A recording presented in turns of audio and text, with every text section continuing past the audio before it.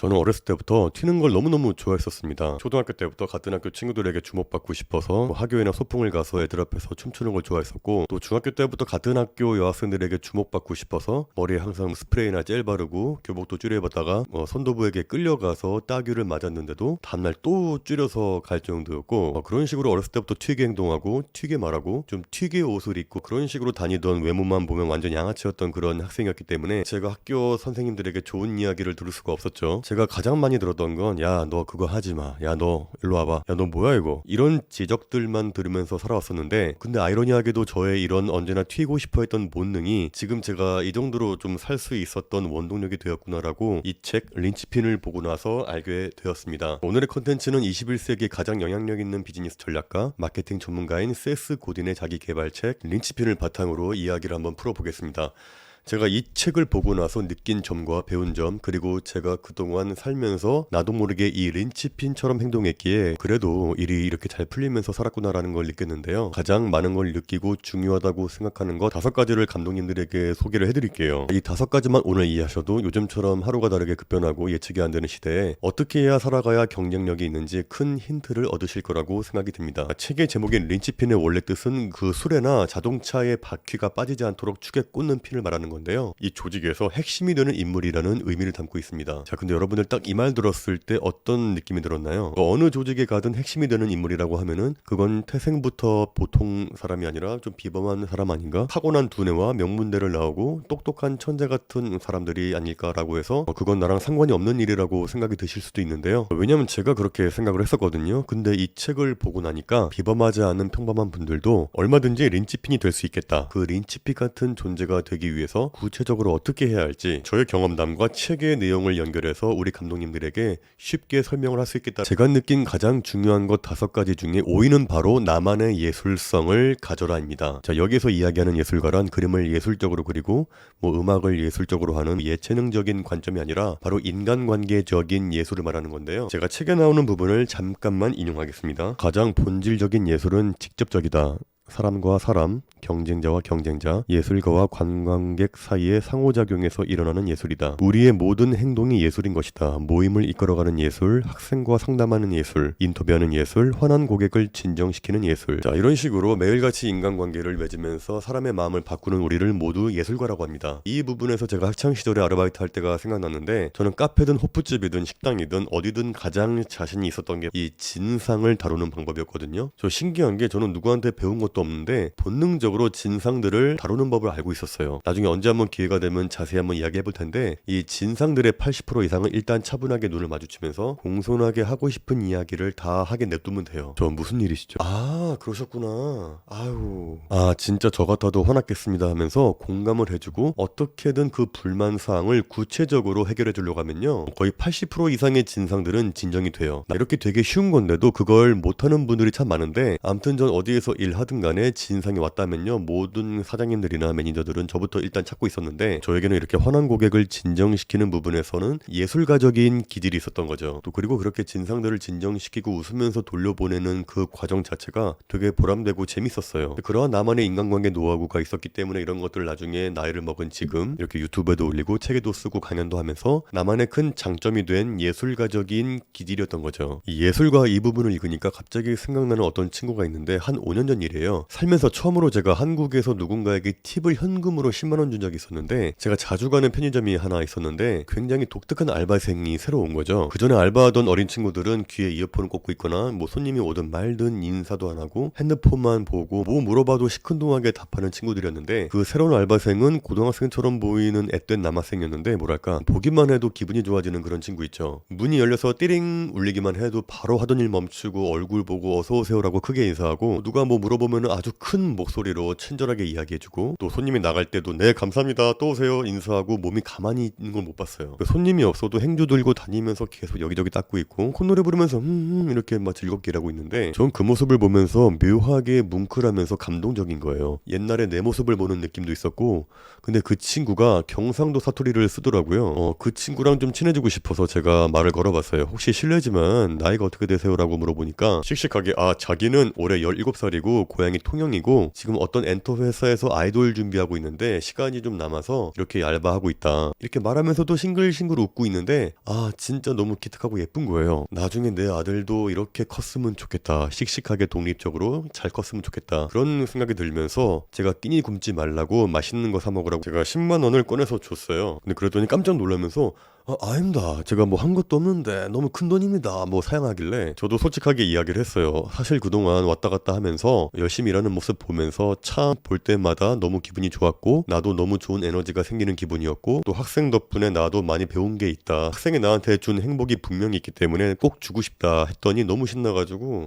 정말 감사합니다. 나중에 저 데뷔해가 성공하면 꼭 갚겠습니다 하길래 그래요. 꼭 나중에 아이돌 데뷔해서 성공하면은 나 벤츠 한 대 뽑아줘요 하면서 아주 기분 좋게 헤어진 적이 있었는데 그 알바생 친구는 가게에 들어오는 고객들을 기분 좋게 해주는 예술가적인 기질이 있었던 거죠. 그리고 그런 씩씩한 에너지는 그 친구가 어떤 보상을 기대하고 한 행동도 아니었고 선물처럼 가게 들어오는 손님들에게 기분 좋음을 선물하면서 좋은 에너지를 퍼지게 해준 거고 제가 10만 원도 주고 싶을 정도로 그런 행동도 이끌어 준 거죠. 근데 아마 저 말고도 나랑 똑같은 기분을 느낀 고객들은 한 1000명이 넘었을 거예요. 제가 책에 나오는 부분을 잠시만 인용하겠습니다. 자신이 하는 일을 통해 사람들을 바꾸고 세상을 있는 그대로 바라보고 시장을 바꿀 수 있는 이야기와 이미지와 상호작용을 만들어내는 능력을 예술이라고 생각한다. 이렇게 여러분들이 일하는 곳이 어떤 일이든 간에 누구를 만나든 이 예술가가 될 수 있다라는 마음을 가지고 사람의 마음을 좀 움직이는 행동들을 한다면 또 그리고 그 행동들이 하고 있는 일의 열정이 결합할 때 비로소 린치핀은 탄생한다고 이 책에 저자는 이야기합니다. 나중에 오랜만에 갔을 때 그 학생이 일을 그만둬서 더 이상 만나지는 못했는데 나중에 이 친구가 아이돌로 데뷔를 했는지 아니면은 뭐 다시 고향 통양으로 내려갔는지 모르겠지만 이 생각은 확실하게 들더라고요. 그 친구는 어디서 무슨 일을 하든 어디에서 뭘 하든 어디서든 빛나는 존재로 살겠구나. 뭘 하든 간에 성공하겠다. 다음에 제가 생각하는 린치핀이 되기 위한 중요한 사유는 바로 멈춰서 있으면 아무것도 달라지지 않는다인데요. 2002년 동계올림픽 노르딕 크로스컨트리 종목에서 이 금메달을 딴 맷 데이턴 선수에게 어떻게 1등을 할 수 있었냐는 질문에 몸을 앞으로 가장 많이 기울인 사람만이 승리할 수 있다라고 인터뷰를 한 적이 있다고 합니다. 이 어떤 경주에서든 승부에서든 승패를 가를 수 있는 결정적인 순간이 있는데 그건 바로 조금이라도 몸을 앞으로 기울이는 능력, 기회를 잡기 위해서 남들보다 어떻게든 손을 뻗으려고 하는 그런 자는 남들보다 앞서갈 수밖에 없다고 합니다. 어디에서든 린치핀이 되는 사람들의 자세는 무게중심이 항상 앞으로 나와 있습니다. 이 책의 부분을 잠깐만 인용해 볼게요. 이 고객들의 불만을 훌륭하게 처리하는 사람을 떠올려보라. 어떤 상황 속으로 걸어 들어가 그것을 개선해내는 엄청난 활력의 소유자를 떠올려보라. 그들은 모두 몸을 앞으로 기울인다. 기회를 찾는다. 모든 것을 휘젓는다. 문제를 찾는다. 이들에게 문제는 기쁨을 느낄 기회일 뿐이다. 이 부분을 들었을 때 여러분들 머릿속에 딱 떠오르는 사람이 있지 않나요? 전 여기를 읽었을 때 제가 예전에 홈플러스 익스프레스 점주 시절에 우리 점프에서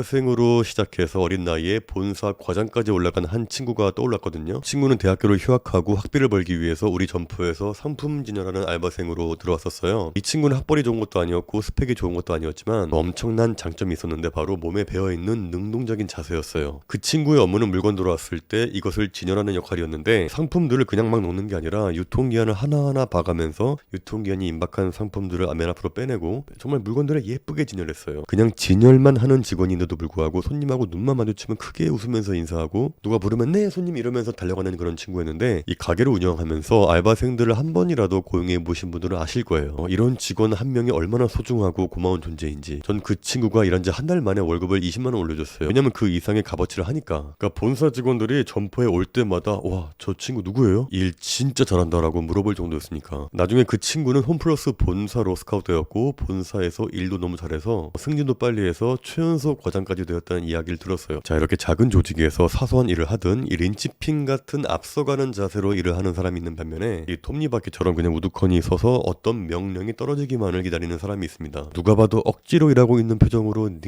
닝기적거리고 뭐 하나 시키면 세워라 내워라 하는. 그러니까 조금만 뭐라고 하면은 여기서 평생 일할 것도 아닌데 뭐하러 열심히 해요 라면서 이 스스로의 게으름에게 어떻게든 이 정당성을 부여하려고 해요. 이렇게 하나를 보면 열을 한다고 이렇게 톱니바퀴처럼 일하고 있는 사람들은 나중에 큰 기회가 왔을 때도 그 기회를 잡을 수가 없어요. 이런 식으로 일을 하는 사람에게는 어떤 드라마틱한 인생의 반전이 생기거나 어떤 인생의 전환점이 생길 확률도 제로에 가깝겠죠. 이 사장은 물론이고 다른 직원도 물론이고 이 고객들까지 우울하게 만들어요. 뭐 이런 알바생부터 해서 변호사나 의사 같은 직업을 가진 분들도 이렇게 톱니바퀴 톱니바퀴 같이 일하는 분들 정말 많습니다. 아무리 좋은 직업을 가지게 되더라도 딱 거기까지밖에 못 가는, 오히려 더 경쟁에서 퇴보하게 되고 자기 일마저 흥미를 못 느끼게 되는 그런 사람이 되는 거죠. 근데 반면에 린치핀 같은 사람들은 언제나 일을 하고 싶어서 몸이 근질근질하고 일에서 도망가기보다는 일을 향해서 몸을 앞으로 기울입니다. 이렇게 주변에 활력을 주고 좋은 에너지를 계속 뿜어줘요. 아까 제가 말했던 통영에서 올라와서 연습생 하면서 편의점에서 알바하던 그 친구처럼 말이죠. 이처럼 어느 곳에서 일하든 어떤 일을 하든 간에 꼭 필요한 사람으로 대우받고 싶다면 감정 노동을 늘려야 한다고 이 책에서 강조하고 있습니다. 이 톱니바퀴처럼 자신을 틀에 끼워서 맞추기 위해서 힘들게 일하지 마라. 그러면 평생 누군가에게 대체할 수밖에 없는 존재가 될 것이다. 그리고 제가 생각하는 3위는 생산 수단을 소유하라. 지금까지 회사에서는 직원들을 뽑을 때 이 이력서를 굉장히 중요시하게 생각했었고, 면접을 준비하는 분들 또한 이력서를 어떻게 하면 잘 쓸까 끊임없이 공부해왔지만, 요즘의 회사에서는 그 이력서가 그 사람하고의 능력하고는 별 관계가 없다는 걸 깨닫고 있는 중이라고 합니다. 이 책이 어떻게 나와 있냐면, 이력서를 쓴다는 것은 큰 기계 속으로 들어가게 해달라고 구걸한다는 뜻이다. 이 기업이라는 거인은 자신들이 원하는 키워드를 내세우는 사람들을 골라내서 먹잇감으로 삼는다. 시스템, 산업, 공장 같은 것들은 모두 우리가 자신들의 톱니바퀴가 되기를 바란다. 쉽게 대체할 수 있고 아무런 희망도 없는 싸구려 톱니바퀴 말이다. 제가 성공하신 분들의 수많은 강연을 다녀보고 책들도 많이 읽어봤는데, 모든 CEO들이 하나같이 공통적으로 하는 이야기가 있어요. 바로 구글이나 네이버에서 당신의 이름을 검색했을 때 반드시 당신의 이름과 하고 있는 일이 나와 있지 않으면 앞으로 도태될 수밖에 없다는 내용이었는데요. 그러니까 나는 기꺼이 채용될 가치가 있는 사람이면서 여러 대상자들 중에서도 가장 우선으로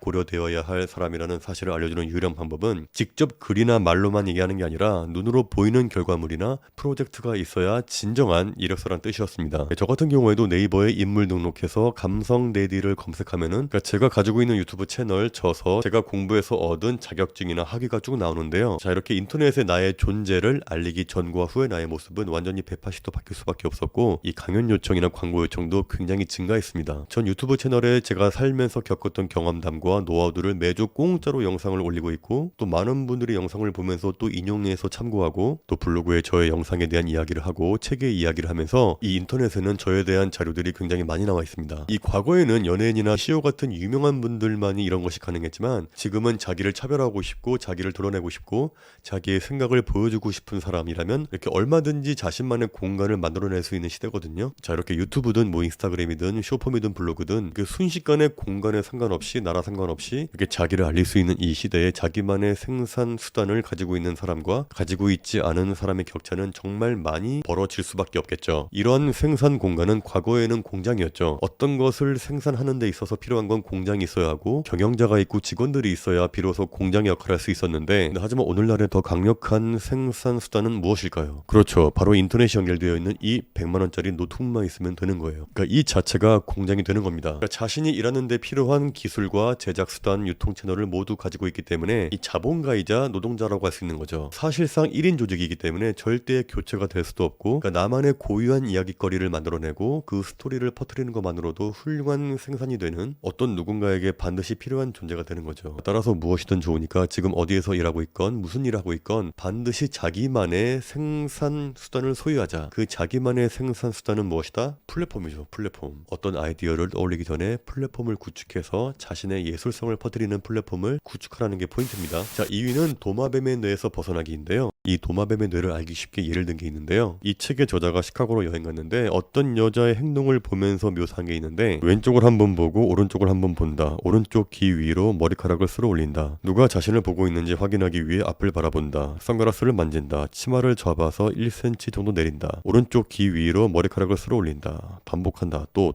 여러분들도 살다 보면 이런 분들 많이 보지 않나요? 자기 자신에게 집중하는 게 아니라 누군가에게 끊임없이 자기를 바라볼 거라는 착각 때문에 계속 남들에게 어떻게 비추어질지 신경 쓰는 바람에 정작 자신에게 집중하지 못하고 어떤 것을 창조하거나 관계를 맺거나 배우기보다는 자기의 깃털만 끊임없이 다듬는 행동, 이것이 바로 도마뱀 뇌의 악순환에 갇혀 있는 거라고 이야기합니다. 이런 식으로 도마뱀의 뇌를 가지고 있으면 끊임없이 외부와 정하게 되는데, 대표적인 예로 시도 때도 없이 사람들이 내가 인스타에 게시한 글을 어떻게 생각하는지 알아보기 위해서 계속 댓글들을 확인하고, 그러니까 누가 좋아요 눌렀나 확인하고, 계속 사회에서 어떤 일이 생기고 있는지 궁금해서 계속해서 특정 사이트에 연결해서 확인하고 오늘은 내가 팔로우한 사람이 어디에 놀러 갔나 누구를 만났나 계속 신경 쓰는, 더 나아가서 우리가 충분히 할 수 있는 예술을 하지 않는 것도, 어떤 일을 해도 깔끔하게 마무리하지 못하고 계속 질질 끌고 미루는 것도 바로 도마뱀의 뇌를 가지고 있어서입니다. 이 도마뱀의 뇌는 우리가 긴박한 상황에 덮치는 순간에 더욱더 발휘가 되는데, 자 예를 들어서 누군가와 갈등이 생겼는데도 이걸 회피한다든가, 어떤 문제가 생겼을 때 싸워서 해결할 생각하는 게 아니라 이걸 외면하려고 하고, 그래서 대부분의 사람들은 그런 도마뱀의 뇌와 현실 속에서 계속 갈등하면서 산대요. 병원에서 폐가 안 좋다는 말을 듣고도 계속 담배를 피우겠다고 고집하고, 자신이 워낙 고도비만이어서 살 빼야겠다라고 생각하지만 운동도 하지 않고 계속 가만히 누워서 도너츠만 먹고 있는 것도 바로 이 때문이거든요. 같은 능력을 가진 영업자가 있는데 어떤 사람은 끝까지 밀어붙여서 기어코 계약을 체결해서 수익을 만들어내는 사람이 있는 반면, 도마뱀의 뇌를 가지고 있는 어떤 사람은 똑같이 열심히 노력하고 공들이고 멀리 출장까지 갔는데도 결국 포기합니다. 자 이러한 도마뱀의 뇌를 가지고 있는 분들의 이유는 간단하대요. 그러니까 자기가 맡은 일을 끝까지 할 수 없을 거라는 공포. 그러니까 이것을 벗어나는 방법은 저항의 신호를 무시하라고 저자는 강조하고 있습니다. 봐, 그건 절대 안 될 거라고 했잖아. 훌륭한 아이디어를 제시해도 사람들은 싫어한다. 비웃고 위협하고 꺼져버리라고 말한다. 이럴 때 우리의 무의식은 이렇게 말할지 모른다. 그러길래 내 말을 들었어야지. 꿀 좋다. 그런 짓은 처음부터 하지 말라고 했잖아. 이 말은 누가 누구에게 하는 것인가? 바로 도마뱀의 뇌가 문명화된 뇌에게 하는 말이다. 이것은 저항의 모쏠이다. 도마뱀은 천재성을 싫어한다. 짓밟아버리고 싶어한다. 이런 목소리가 들려오면 귀 기울이지 마라. 저항이 작동하기 시작했다는 신호일 뿐이다. 이런 압박에 넘어가지 않도록 더욱 부지런히 자신을 방어해라. 자 이렇게 우리는 실패할지 모른다라는 마음이 이 도마뱀의 뇌가 되는 가장 큰 이유라고 하는데요. 자 유튜브를 예를 들면 열심히 영상을 만들어서 용기 내서 업로드했는데 조회수도 안 나오고 댓글도 안 달리고, 댓글이라고는 재미없다, 짜증난다, 못생겼다, 대머리 싫다 이러한 악플만 있다면, 바로 여기에서 도마뱀의 뇌가 나와서 문명화된 뇌에게 이야기하는 거죠. 야 그러니까 유튜브 하지 말랬잖아. 그거 아무나 하는 거 아니야 라는 말이 들리면서 바로 포기하는 분들이 있고, 지들이 뭔데 내가 재미가 없고 짜증이 난데 내가 못생겼다고? 지들은 이러면서 오기가 생겨서 내 영상에 뭐가 문제였을까? 왜 사람들이 안 볼까? 라면서 계속 고민해보고 바꿔도 보고 하면서 발전하는 분들이 있는 거죠. 이렇게 익숙한 길에서 벗어나서 불편한 상황을 일부러 찾는 건 자연스럽지 않거든요. 근데 하지만 꼭 필요한 과정이에요. 이렇게 힘들게 시간 내서 유튜브 영상 만들어서 올렸는데 사람들이 안 보고 앞을 달고 하면은 당연히 뭔가 마음이 불편하고 부끄럽죠. 근데 하지만 불편하다는 건 굉장히 좋은 신호인 게, 자 유튜브 그냥 안 해버리면 마음이 편합니다. 그러니까 누가 유튜브 하라고 협박한 거 아니잖아요. 힘들게 안 찍어도 되고 앞을 신경 안 써도 되니까. 근데 하지만 그러한 불편한 상황을 이겨내고 견딜 때 오는 보상이 이렇게 편안함이 주는 안락함보다 훨씬 더 강력한 보상으로 온다는 거 꼭 기억하시면 좋겠습니다. 대망의 1위는 튀는 것을 두려워하지 마라. 제가 맨 처음 영상에서 이야기했던 것처럼 전 이것이 가장 중요하다고 생각하는데요. 전 어렸을 때부터 외모로 튀는 것도 좋아했지만 행동으로 튀는 것도 좋아했는데, 한 예로 어떤 친구들이 싸우고 있어요. 그럼 전 당장 달려가서 싸우지 말라고 적극적으로 말리는 걸 좋아했었어요. 무슨 정의감에서 말리는 게 아니라 싸움을 말려서 끝내면 제가 기분 좋으니까. 또 이럴 때 진상이 와서 소란 피우고 있으면 제가 바로 가서 그 사람의 화를 풀어주고 그 상황을 깔끔하게 정리하는 걸 너무 좋아했고, 그런 식으로 해결하고 나면은 다른 직원이 와서 고맙다라고 하는 것도 너무 좋았었고, 이렇게 조용히 있다가 필요할 때 딱 뭔가 액션을 취해줘서 주목을 받는 걸 좋아했었는데, 그래서 그런지 유튜브가 저에겐 딱 맞는 조건이었죠. 비록 처음에는 조회수가 안 나오고 악플이 많이 달리게 하지만 조금씩 하루하루 구독자가 생겨나는 게 너무 기뻤고, 나의 이야기를 세상에 보여주는 게 너무 좋았거든요. 그리고 가끔씩 달리는 댓글이 너무 내용이 좋았다, 큰 도움이 되었다는 말에 또 너무 기분이 좋았고요. 근데 한번 저를 더 크게 만들어준 일이 있었는데, 이렇게 유튜브 채널이 커지다 보니까 조금씩